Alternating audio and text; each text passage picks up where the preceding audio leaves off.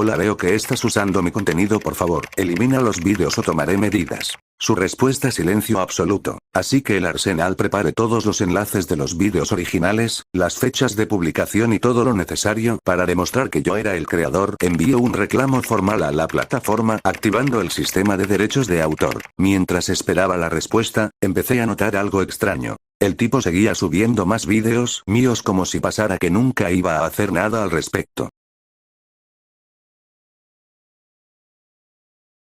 Después de unos días, que se sintió como semana, me llegó el correo que estaba esperando. Hemos revisado tu reclamo y hemos tomado medidas, el canal infractor ha sido eliminado.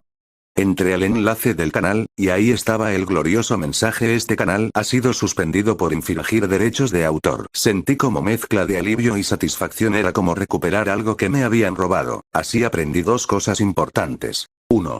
Siempre protege tu trabajo. 2. La paciencia, y las pruebas, son clave. Fin del hilo. Deja tu like y suscríbanse para más contenido como este.